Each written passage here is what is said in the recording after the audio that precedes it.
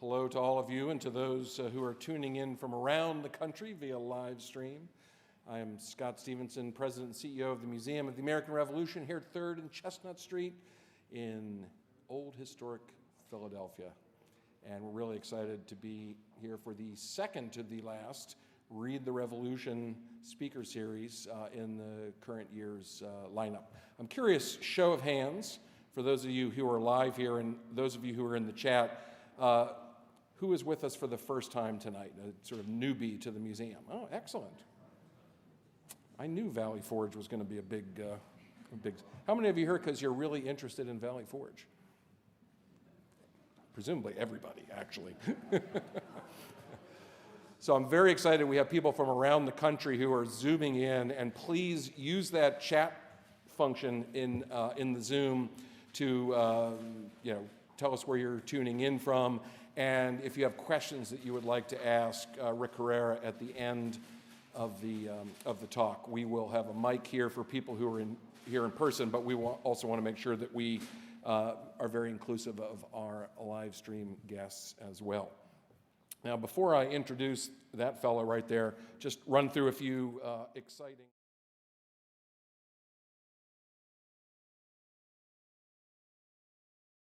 The extra inducement to make the journey into Philadelphia for a Read the Revolution is that we always try to pull out of our collection objects that relate to the topic of the evening's talk. We've had copies of the Declaration of Independence out, etc. Tonight, a couple of Valley Forge related items.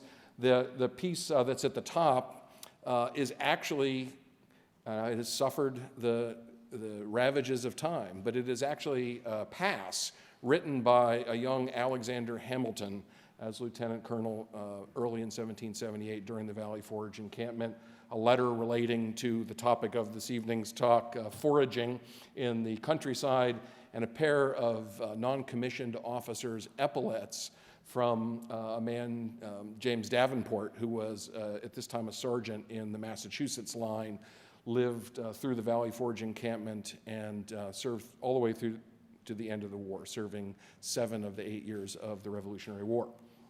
Now, we are a Twitter with excitement over this new exhibit.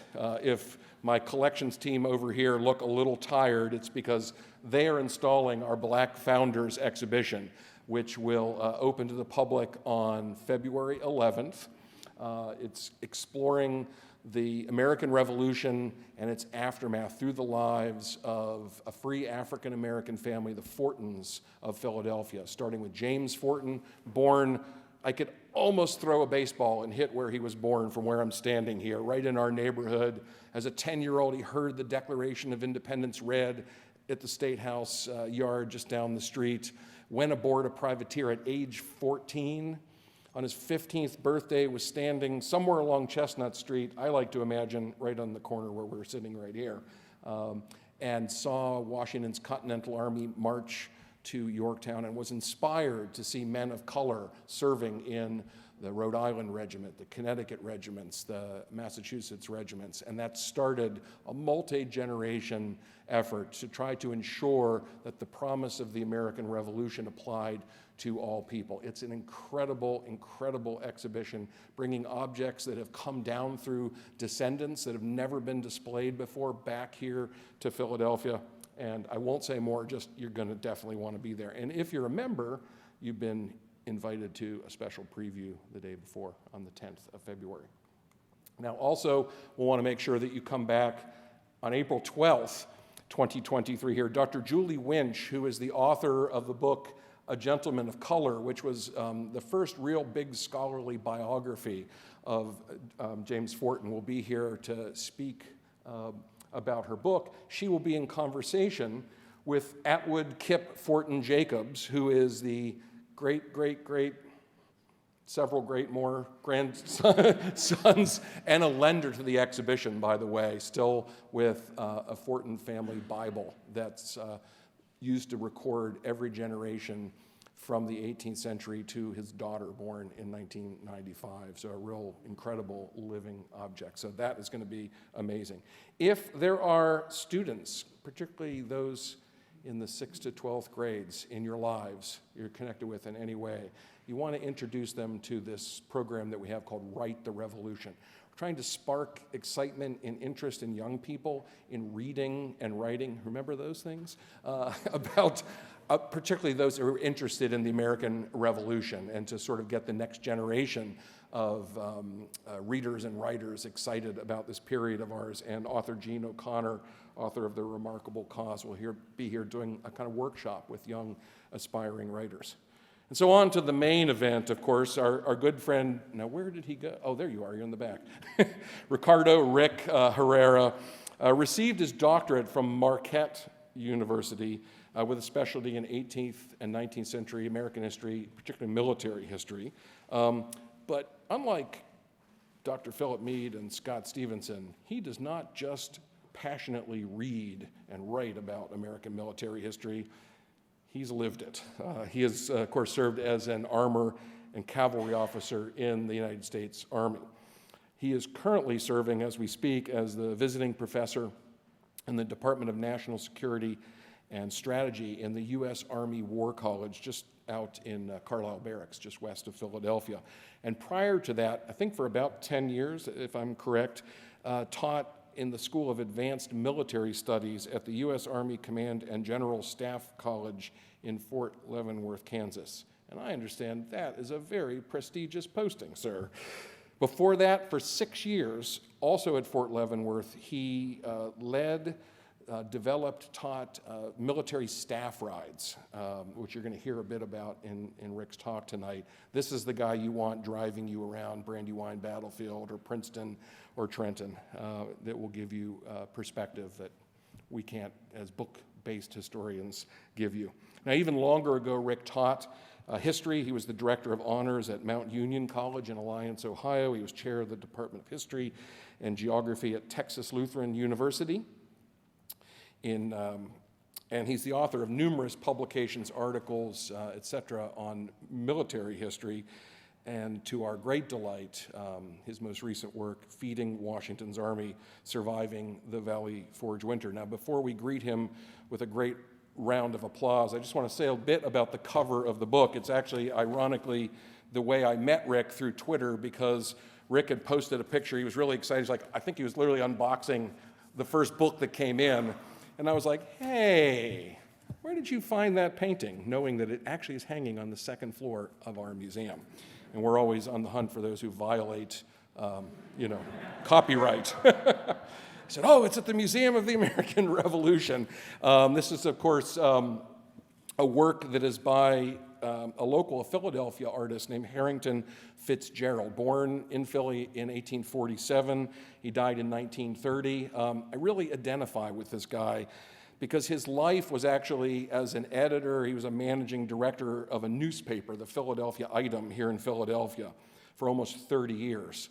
But what he really wanted to be was an artist. As a teenager, fell in love with drawing and painting. That was his form of happiness and joy. He was actually a contemporary and at various times studied with Thomas Eakins, John Singer Sargent. He was mixing with that generation here at the Pennsylvania Academy of the Fine Arts, although I think it is, he even went to Paris and studied further. Now, it is fair to say this is what you get when it's only your hobby. And I will leave my art critique to that. But he painted this work, Valley Forge Winter, the return of the foraging party, sometime between about 1880 and 1900. And after his death in 1930, the family donated a number of works by Fitzgerald, including this painting and a companion work, the Delaware, which hang on the second floor of the museum. And so with that introduction, please join me in welcoming Rick Herrera.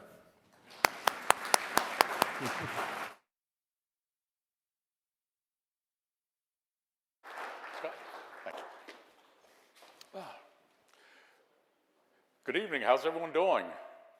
It's really nice to see all of you come out here to learn a little about the Continental Army going for takeout.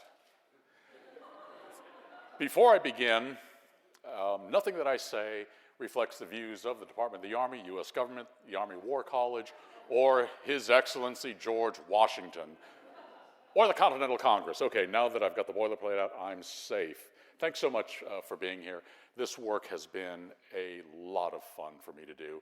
And as I've commented to other folks, it's the work that I always wanted to write, but never knew I wanted to write when I was much younger, when I was going through graduate school, nor was I, of course, ready to write it.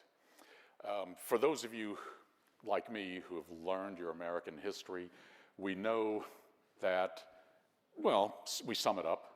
Bloody footprints, it's cold, it's always snowing, and they stand there, they being the Continental Army, as stolid Republican warriors while the British enjoy themselves in Philadelphia. Some of you, however, with a much broader education, may have learned a little bit something from the sage of Brooklyn. Then, that terrible winter at Valley Forge. 6 feet of snow. The men's equipment was poor. Their electric blankets tattered and full of shorts.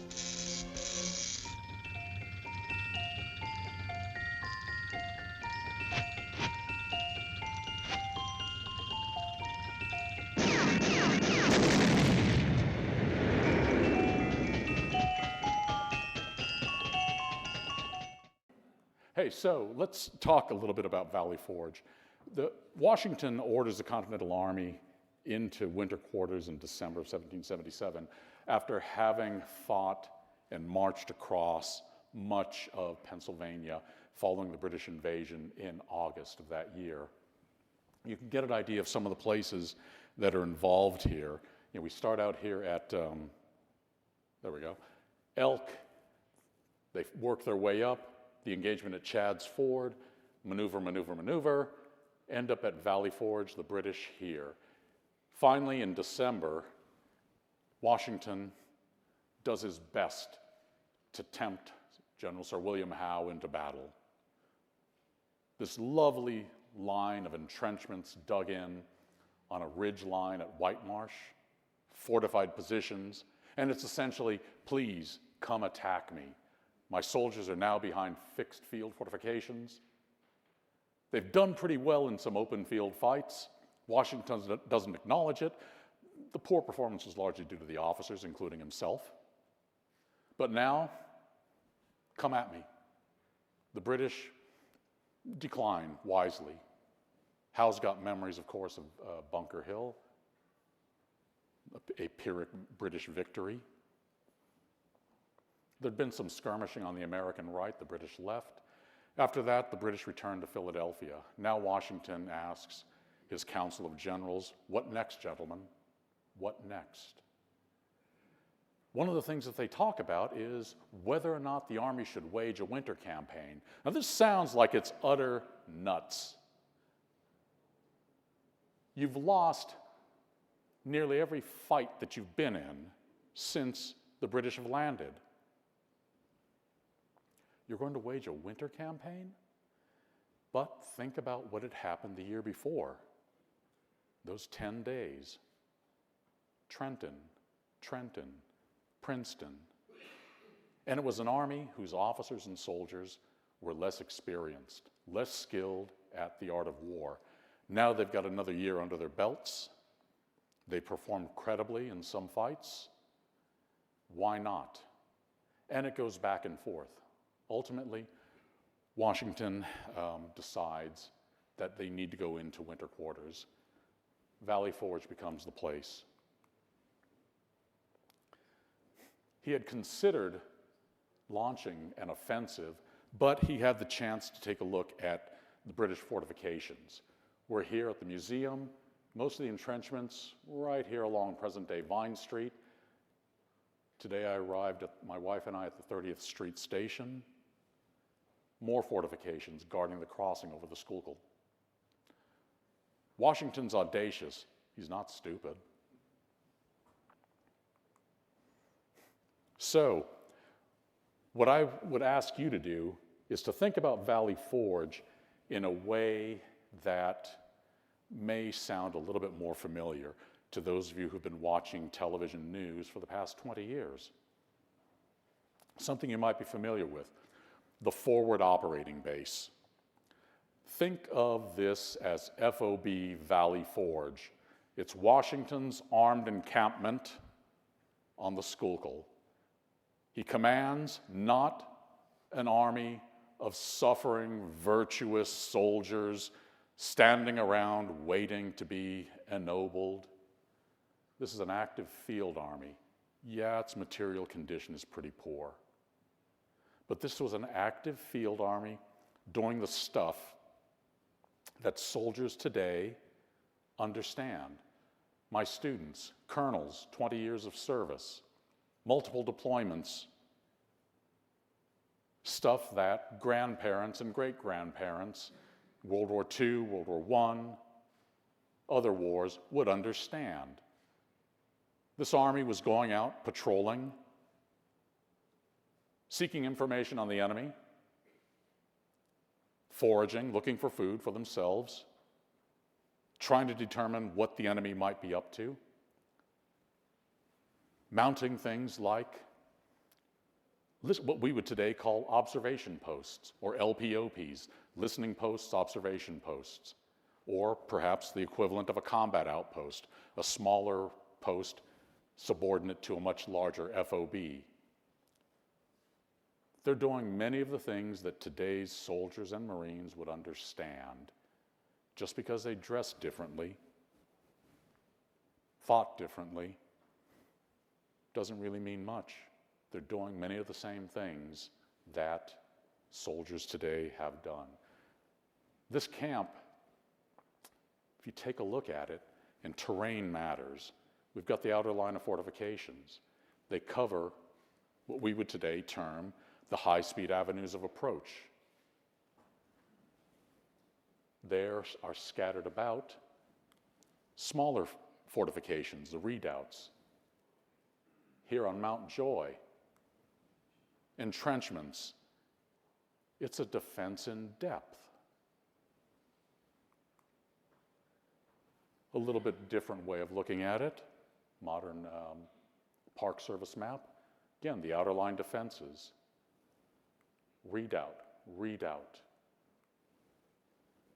Fortifications. Terrain and topography matter.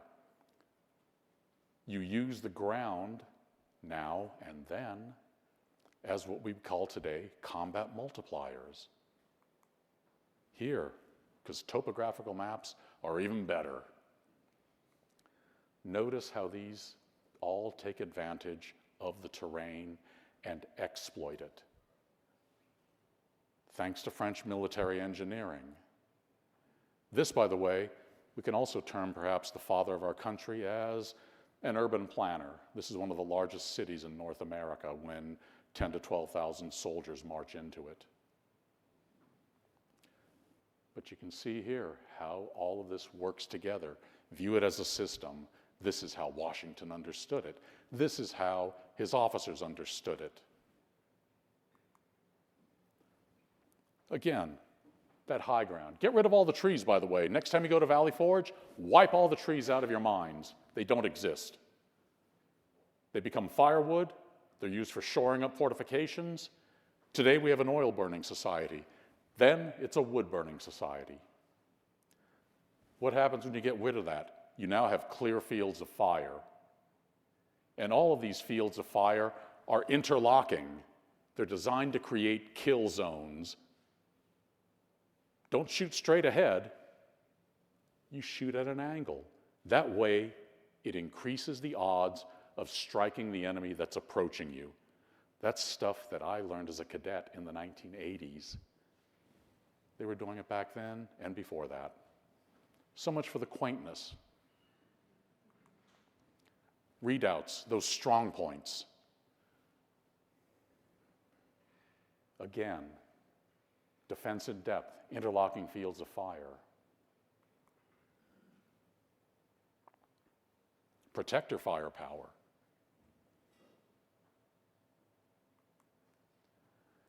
The artillery park. It's small enough, the area, the encampment's small enough that guns can easily be maneuvered. If you don't have horses, then by gun crews to move them about.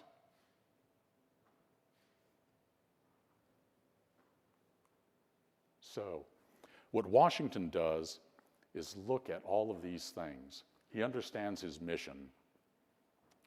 One, it's to make sure that the Continental Army survives. That's mission number one. It's also, though, to make sure that British pretensions to rule in southeastern Pennsylvania are denied. How do you do that? By keeping the army together. He sees, when it comes to this foraging operation, which, by the way, gets launched in February of 1778, so we're getting close to the date, he sees that he's got to weigh risk versus the opportunity, the necessity, and what's the payoff. Washington's army has been, if not starving, on the verge of starvation for much of its existence. The Continental Commissariat and the quartermaster system had never functioned well. Beginning in 1775 and all the way through 1783, it was a poorly functioning beast, both of them beasts. And that's not because of ineptitude, although there were inept people in it, like any institution. It's because Congress had designed a system to prevent the growth of military power, that incredible fear of military power subduing the people's liberty. And the way that they understood it was in gendered terms. Liberty was frail, it was fragile, it was a woman. Power was grasping, it was male, it was always seeking to overtake and take advantage of liberty and subdue her. So Congress enacted a series of regulations in order to tie the hands of power, to make sure that these purchasing agents would not corrupt the people and allow military power to grow and subdue the people's liberty. Well-intentioned, but the army suffered, the soldiers suffered because of it. So it's necessity that helps drive all of this. But Washington also knows his opponent, General Sir William Howe. Now, at the tactical level, Howe easily bests Washington at every turn. Howe is a superior tactician. Washington, frankly, I think is a mediocre tactician. That's the best he ever does. But when it comes to the important stuff, strategy, Howe is a mediocrity. Washington, he stumbles, but he does eventually get it and come to understand the bigger picture and how you go about winning American independence. Howe would dearly love to have somebody overseeing everything in the Americas to relieve him of the important, difficult strategic decisions and concepts. But he can't. His boss, Lord George Germain, is back in London. There's no such thing as a combined joint task force commander. It's a different world. So Howe struggles with this. Washington has his measure of his opponent, and he believes that he can launch this foraging expedition, which is incredibly small compared to what had just transpired over the summer. It's incredibly small compared to what happens at the Battle of Monmouth, but it's one of those small events that has tremendous implications for the Army's survival and for the American struggle for political independence.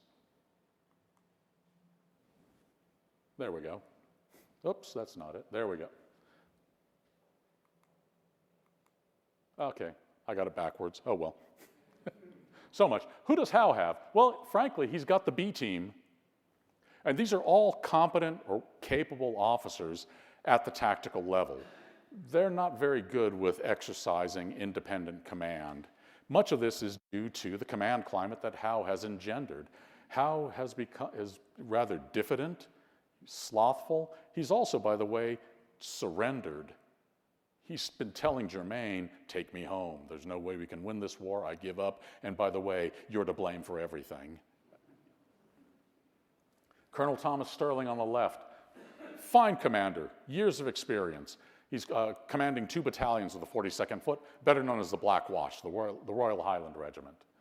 To the right, Lieutenant Colonel Robert Abercrombie. Abercrombie commands the elite of the British Army, the Light Bobs, the Light Infantry Brigade, the most intelligent, active, athletic soldiers that the British Army has to offer.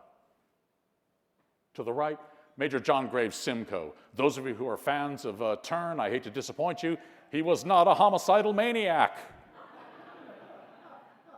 And if you need to storm out and get a drink because of that, to solve your feelings, by all means, go ahead. Finally, on the right, Captain Andrew Snape Hammond, who's probably one of the best British frigate officers in this war. This guy does just about everything right. Unfortunately, he never makes admiral. The rest of these guys, they all make general. Don't ask me why. Washington's got the A team. He's got Nathaniel Greene, the apostate Quaker. Now, again, I'm going to offend the rest of you who think Hamilton's the right-hand man. He's not.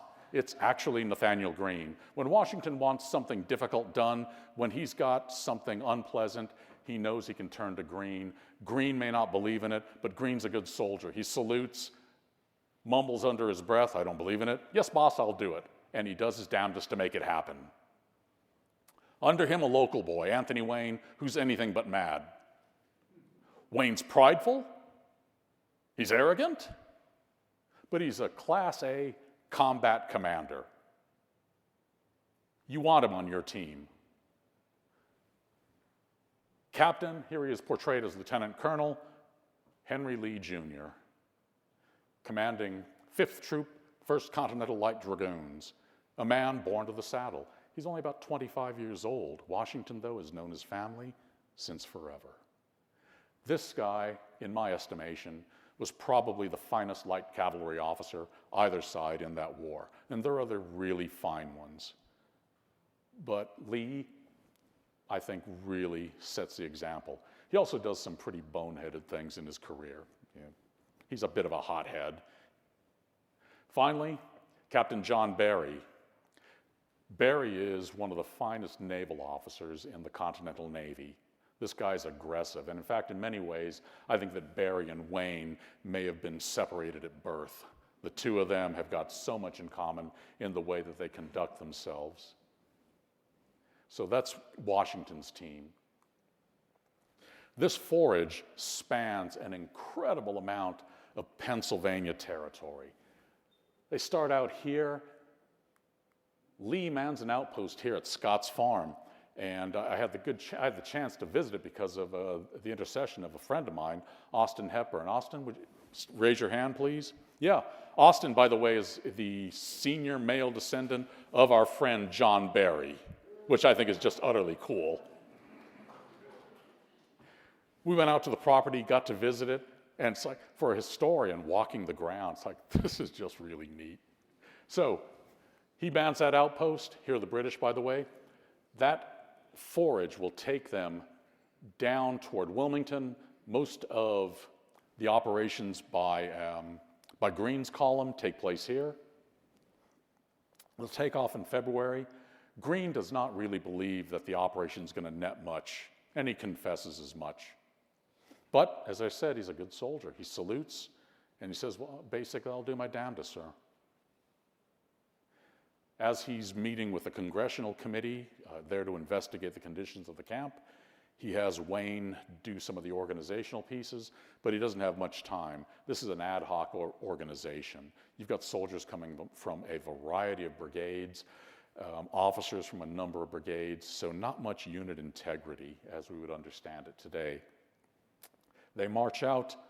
There's some skirmishing at the present-day 30th Street Station. They continue. Some of Greene's men come across some local farmers trying to bring goods into British lines. Greene's men have them bring them in. You're not going to get a court-martial. Instead, Greene decides, strip them to the waists, have their hands secured. They each get 100 lashes. You're going to learn that it does not pay to support the British, so long as the Continental Army is about. Greene intends to make people understand this. As people begin to hide their goods, and by the way, Greene had gone out with quartermaster officers. He was giving receipts, basically IOUs. I'm impressing this stuff from you. Here's the valuation. Please report to camp to get your money back. Although Continental dollars, let's face it, are pretty worthless. Greene finally says, when people are hiding things, no more. He writes back to Washington, I hear their cries, but like Pharaoh, I harden my heart. From now on, if you hide your goods, my men are going to seize them and you're getting nothing, not even a thank you for your interest in continental defense. He then decides to cut Wayne loose. I want you to go into New Jersey, which has been largely untouched.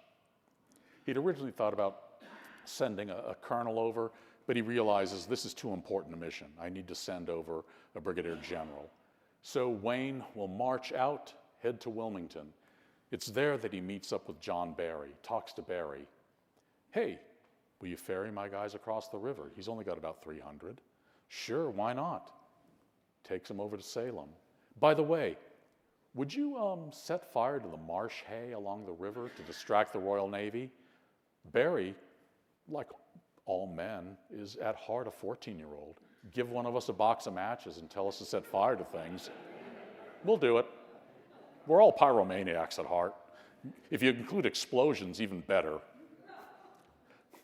So Barry and his guys, they will start attacking British shipping coming up the river. Not men of war, mind you. He goes after the soft, chewy parts, transports and merchantmen, the things that are unarmed. Why pick a fight with somebody who can beat you? Punch downward in war, not upward. Wayne makes contact here in Salem with Joseph Ellis of the militia, and they get along wonderfully. Ellis has his men set to work, talking to the intelligence networks, who has what property, who has what, and they work their way up. Here at Swedes Church, Wayne takes a slight break. It's right about that time that Howe decides to awaken from his stupor. He had not attacked Valley Forge. And to be fair to him, in large part that was probably because Howe understood that's an armed camp. I have basically most of Britain's army here with me. I can't risk their lives. They're too precious a commodity. But now he's got a chance to get Wayne while Wayne's in the open. The Light Infantry Brigade, brought downriver by the Royal Navy. 42nd Foot, the Queen's American Rangers, and later a field officer's guard, about 100 soldiers of the 46th Foot, to Cooper's Ferry, today's Camden. Wayne's caught. He escapes by a hair's breadth at Swedes Church. The light infantry come in trotting, and Wayne gets out just ahead of them. One of the comments left by the Reverend Nicholas Collin of Swedes Church was that the Americans looked like a bunch of armed ragamuffins, but at least they were well disciplined and kept in hand. There was a problem, however, with the British. They looked every inch what soldiers should look like. But he found that their soldiers were nothing but petty thieves, stealing what they could, pocketing what they might, taking livestock, poultry, that they had to be watched over by commissioned officers if you wanted them to behave. He came away much less impressed with the British Army than he might have been before. As they work their way northward, Wayne writes and asks for assistance. He asks for Casimir Pulaski. Now, Pulaski, thank you for helping out. Casimir Pulaski's something of a problem child. He doesn't want to take orders from Wayne.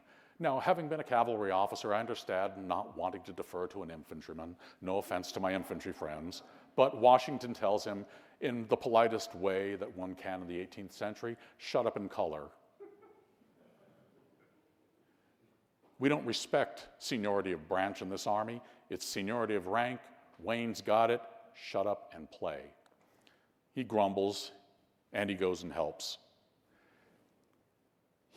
Out here in Haddonfield, they meet up.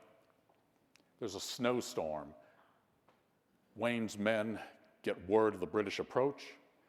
Pulaski decides to take matters into his own hands. He decides to charge. He's like, great, what are you up to, Casimir? He charges, but it causes the British to panic. The British, by the way, had stopped going after Wayne. As one Hessian officer recorded, "We're here to have a slap at Mr. Wayne." They decided to stop slapping and to start foraging. One of the things that the British had been doing all throughout the occupation of Philadelphia is primarily focusing on feeding itself. The rule of thumb for the British Army at this time was to have about 6 months' worth of food on hand. They only had that about 3 times during the 8 years of this war. So it's a constant search for food, but also firewood. And these officers have fallen into that pattern. It becomes their MO, if you will. But seeing this attack, it causes Sterling to wonder, there may be some significant power behind that attack, because that was rather stupid. Therefore, there must be more behind them. The British drop their goods and work their way back to Cooper's Ferry. Wayne, let's develop the situation. Let's see what we get. And he will start to work his way forward toward Cooper's Ferry. Maybe there's some advantage that might be wrought. Yet again, Casimir Pulaski develops a situation for him. Wayne had sent infantry forward to skirmish, and as they were doing this, the British had been withdrawing.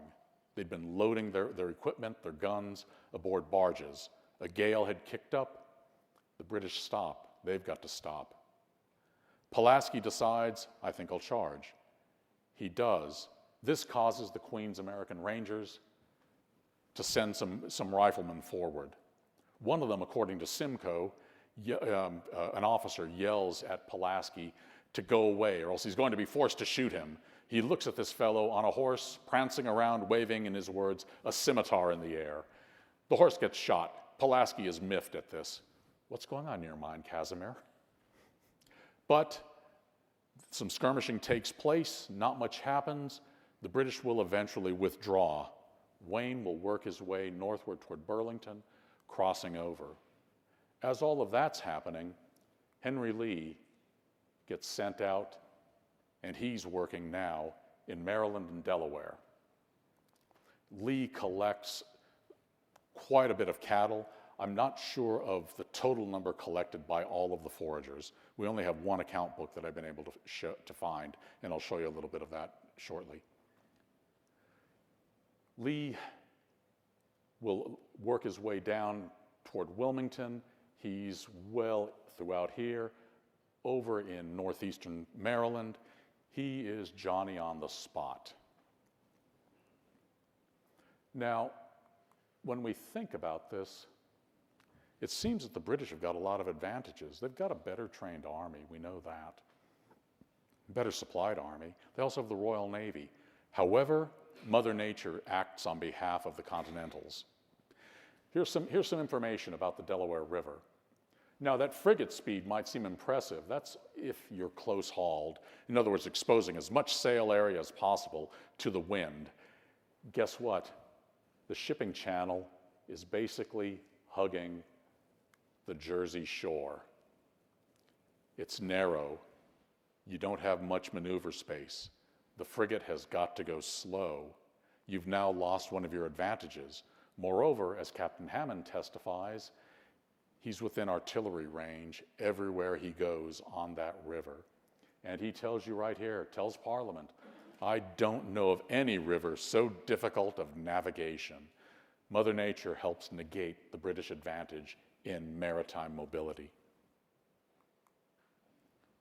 What are they eating? These are figures compiled by Wayne Bodle and Jacqueline Thibault, 2 very fine historians who had been at Valley Forge years ago. By the way, the numbers do not equate as on a 1-to-1. Officers, depending on rank, received extra rations.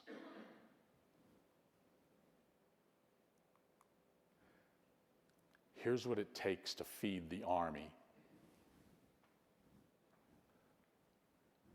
One of the many problems, is that the wagoneers would often dump their loads to lighten them. They often siphoned off the brine that was meant to keep pickled meats and fish edible to lighten their loads. They often made frequent tavern stops. They neglected cutting forage for their oxen or horses. They didn't do the required or expected mileage daily. Lots of problems. Quartermaster officers going out were able to find quite a bit of Continental property stored in farmers' barns. They don't have enough wagons in camp. There aren't enough horses in camp either. What's it take to feed that livestock? And by the way, what goes in comes out.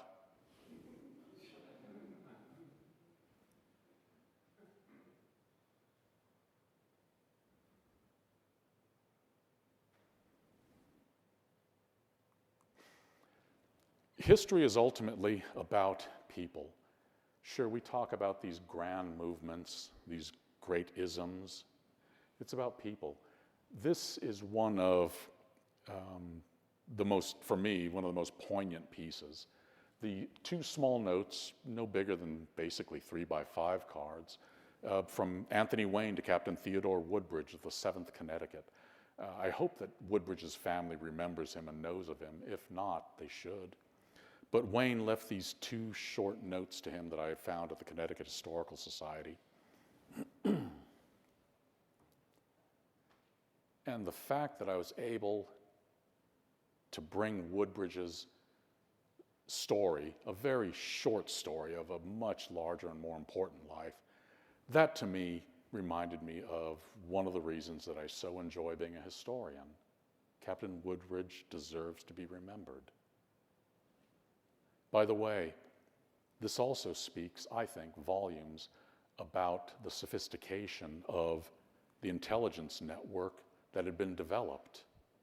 Look at the granularity of the detail that Wayne has. Who owns what? Visit these people, collect the following, bring them back to the Army for our use. That's some pretty cool stuff. History's about other individuals too. This exists at the Gloucester County, New Jersey Historical Society. And as you can see, it's an account of cattle and provisions collected by the party under the command of Captain Henry Lee. It's in the Howell family collection. Howell was one of the quartermaster officers. I'd gone there and wanted to look through the family papers. Part of being a historian is sifting through mounds and mounds of stuff that for you are not valuable. For other people, for other purposes, they are. 5 small Hollinger boxes, these gray boxes designed to hold papers and what have you. Box 1, nothing. Box 2, nothing. And you can guess, box 3 and box 4, nothing. Box 5, it's, boy, I sure hope I find something.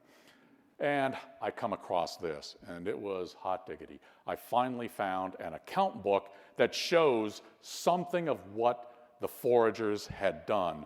I now have an account of the farms and farmers and property owners that Henry Lee's troop of light dragoons and others under his command visited. I now know the names of the wagon masters. I know the names of the individual wagon drivers. I know the valuations of horses, the sizes of the horses, how many hands high, you name it. Here's what humanized it for me. Negro Joseph, Negro Sam, Negro Harry, Negro Jack, Negro David, Negro Cuff. These were the unfree serving the cause of white political independence. These were men pressed into service by their owners, those who had deprived them of their humanity, their own ability to own themselves. I'm not damning their owners, but coming across this reinforced one of the vital aspects of our collective American Revolution and that war for independence, and that it's not a simple child's tale of good guys versus bad guys. As my friend Greg Irwin has written, freedom wore a red coat. If you were black in these 13 colonies, 13 states, odds are you were enslaved. And if you ran into Continental buff and blue or whatever color the regiment wore, odds are you were going to get returned into servitude. The British might mistreat you, but you had a better chance of gaining your personhood, your freedom, if you did that.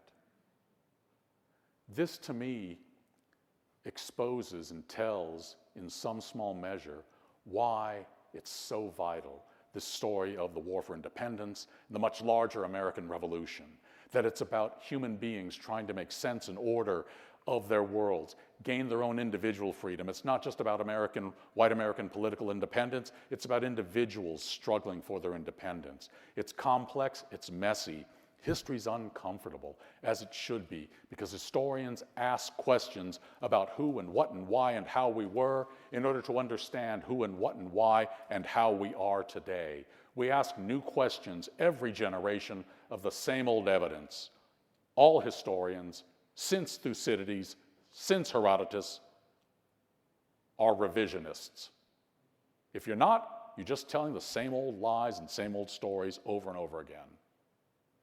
We need to know more by asking questions. It's past imperfect, and it's always going to be improved upon by the next generation of historians. Somebody else is going to outdo me. Good, please do. I've laid some groundwork. Others will do that. Ladies and gentlemen, thank you so much for your time.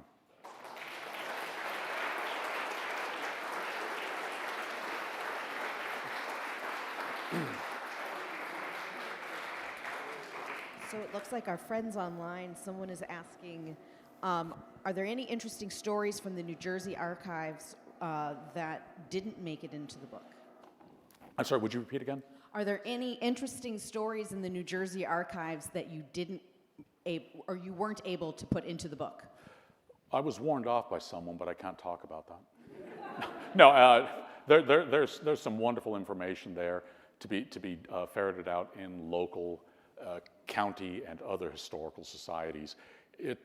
Part of the joy of being a historian is going out and researching. And I've jokingly called it reading dead people's mail. It's a blast. I get so much joy from doing this. I enjoy my writing. I love teaching, but the research is so much fun. But there are other things in there from New Jersey, things from Delaware, you name it. I did my best. I'm sure I missed a few things, but I hope not much.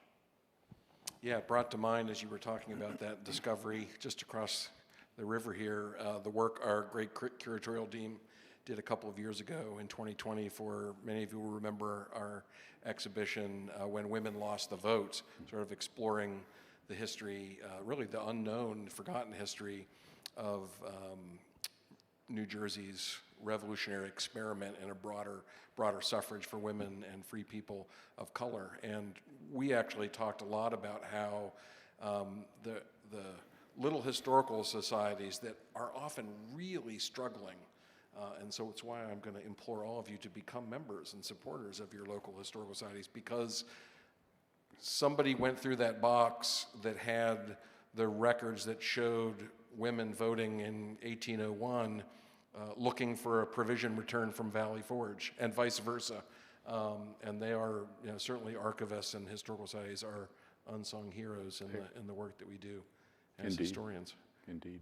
You can't yet just Google everything and get a digitized document. I would hope that archives are never fully digitized. You never know what you're going to find just by being there, handling the documents. Serendipity kicks in. Your mind makes connections. Digitizing, your mind may not make those connections, and frankly, it takes out a lot of the fun.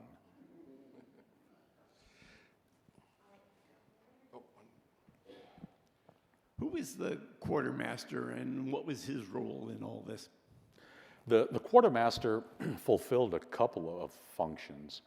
One, the basic one, is supplying goods. And we've got William Buchanan, who's in this office right now, and he, at the time that the foraging takes place, basically supplying material goods, overseeing their purchase and distribution, things like wagons, uniforms, shoes, you name it.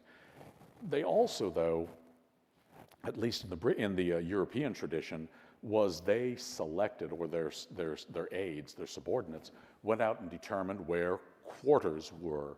They would send out parties ahead of the army to determine where the various brigades or regiments would camp when they were bivouacking.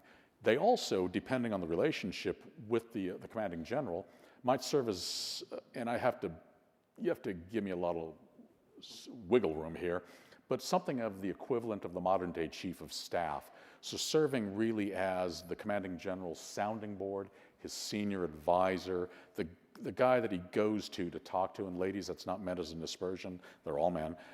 So he serves that function. Washington's trying to get Nathaniel Greene, and Greene's going, no, leave me alone, I want to have a combat command. Finally, Washington prevails upon him. Greene, basically, who's ever heard of a quartermaster general, and he does a pretty good job with the office.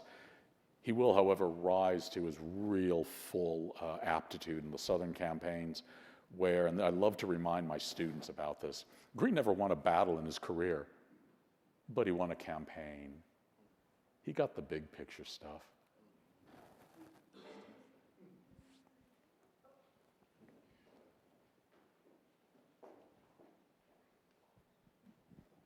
Was this the only foraging campaign that winter? And if it was, did it recover what the Army needed? That's an important question. This is the largest muscle movement of the Continental Army between entering camp and marching out for the Battle of Monmouth. And happily for every historian, nobody's really done anything on it, until me. But there'd been a guy, Frank Stewart in New Jersey, who'd written a piece of it, but nobody had ever done a serious single study of it. There were other smaller operations taking place. The foraging was a constant by both armies. The British often sent out upwards of half the army on large expeditions to gather goods for them, in part because they knew if they sent out a small expedition, they were going to be set upon by the militia or perhaps by roving continental patrols. So the foraging's a constant activity, but here Washington sends out as many of the able-bodied, armed, and capable soldiers that he's got under his command. He collapses his screen line, his security line, to the south and to the east, and relies upon the Pennsylvania militia. Pennsylvania militia, most of it just doesn't want to come out. It's like, hey, we haven't been paid for the last time we went out, and you know what? Militia duty sucks. So they have an incredible hard time of it. At one point, ammunition goes up in flames, so much for the ammunition of the Pennsylvania militia. But this was the largest expedition that the Continentals had mounted while in the camp. And they, as I said, constant things, and this one helped sustain the Army, played a major role in helping tide it over until cattle and salt and other goods could come down from New England. So this plays a significant role in the Army's survival. Most of the soldiers just saw it as their regular duties. Greene wrote to Knox, Henry Knox, commander of the artillery. He thought he'd done a pretty good job of it. He was proud of what he'd been able to accomplish. Wayne was proud of what he'd been able to accomplish. But after that, not too many accounts. So the detective work commenced.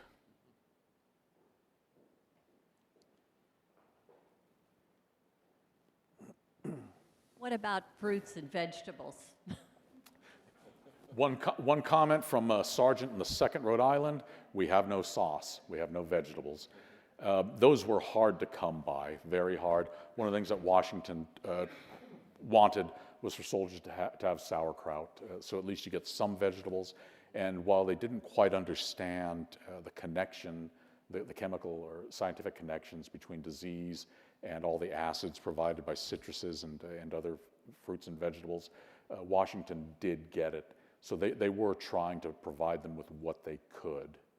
But this is primarily a high protein, high carbohydrate diet.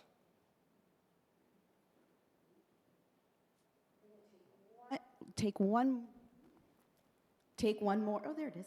Take one more from online for Zoom. We have a teacher asking, for a high school history teacher, what is the #1 thing that you would like them to teach about the American Revolution? Oh my gosh. Just one?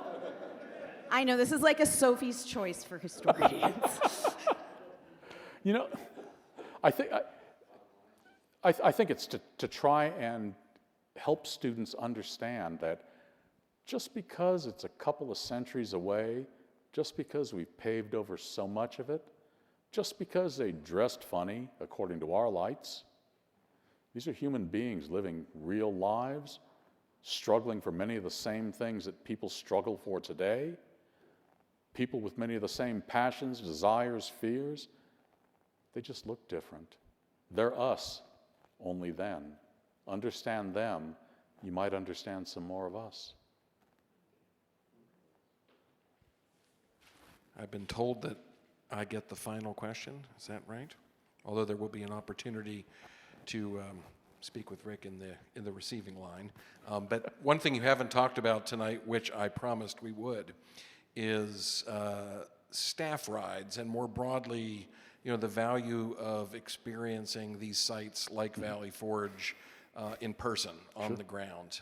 And I know you're very passionate about that. Spent a good bit of professional time on it. I know we're in a room full of people who really like to visit historic sites. And could you talk a little bit about that work? Sure. How many of you have heard of Staff Ride?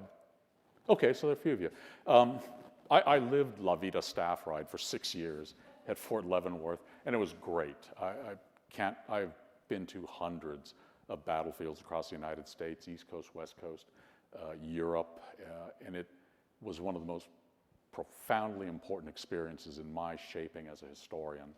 But in a nutshell, a staff ride is the focused study of a campaign or battle taking place on the ground over which those events took place. And you use the ground, knowing full well that man and Mother Nature have altered them, using the ground as your classroom, but also as a primary document. And your students interrogate it with you, and you talk about the decisions made according to what the actors at that time knew. It's predicated upon movement and understanding. It's meant to help teach things, well, it depends on what you want to get out of it. Leadership, team building, understanding modern warfare by understanding the past. And so they are incredibly valuable experiences. They're a lot of fun. I've had, my God, I think I've got 25 Gettysburgs, 50 Vicksburgs. I have built the Italian campaign for the 36th Infantry Division, Texas National Guard, taking them from Paestum to Anzio, Normandy, San Pasqual back in my home state of California, a small battle in the Mexican War with part of a much larger piece that helps get the Mexican Cession of 1848. The Texas Independence Staff Ride I helped build. Any number of things. There's so much value to be gotten out of them. I can't speak highly enough for them as a teaching and learning tool and showing people what a classroom can be. It's not just four walls. It's dirt, it's water, it's woods, it's built-up areas. Use your imaginations. Seems like the sort of thing we ought to start doing at the Museum of the American Revolution. Well, let's give a big round of applause for Rick Herrera.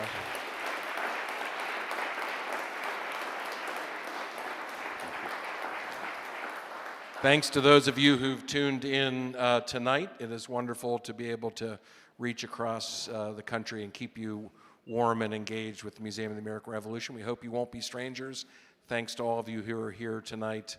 You too, please, for those of you who are new to the crowd, it's a pretty warm, friendly group here, and we hope we see you back in April for the next Read the Revolution. Thank you. Thank you.